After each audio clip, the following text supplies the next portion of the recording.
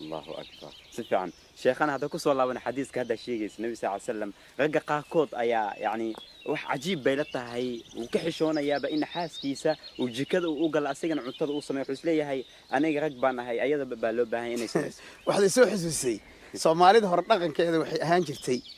ninka noocaas haduu islaanta jikada iyo la galo qorqoda la dhaaf Soomaalida yaani nin faragelinaya reerka iyo hatta al'aan hadda adigu aad wadankii tagto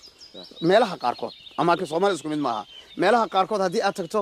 oo aad jikada gasho iyadoo hooyada joogto ama walaalaha joogan ama xaaskaaga joogto waa khalaas waxa la dhihi ninkani waa nin dhintay waa nin qorqoda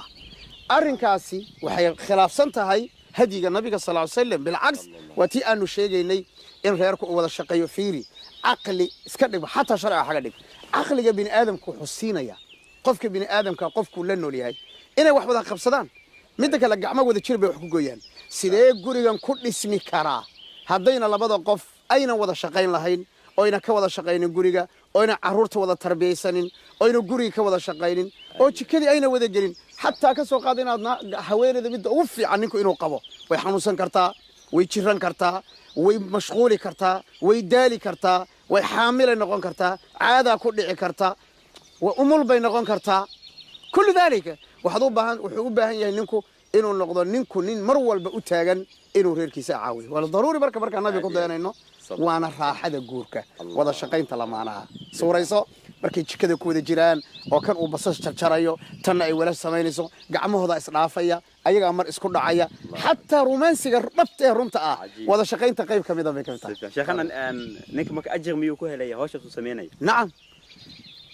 ajirku shay walba shay an ajir laga helo horta ma jiro haday niyadaadu ay wanaagsantahay ولذلك با حتى wax kale iska daaye حتى xaaskaaga afkeeda waxaad gelinayso gacantaada dad soo qadad xaaskaaga afku xogis biilka aad siinayso ajir weey waa sadaqa weey Sa'd ibn Abi Waqqas ayuu nabi kula dardaarmay sallallahu alayhi wa alihi wasallam oo ku yiri hatta ma taj'al fi fam imra'atik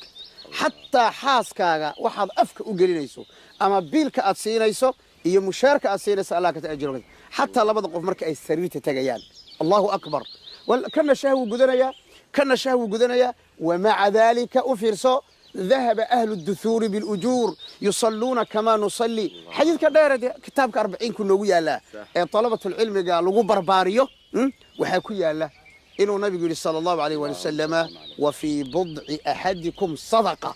يعني حرير كلا بدأ قف سريرته أيجو إيش هذا جدنا يعني حتى أجر به ليان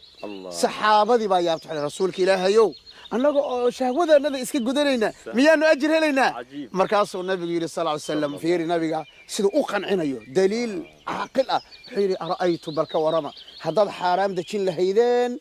سودين بالإذن ما قرأ نعم فكذلك هذا الحلال ده جسنا أجر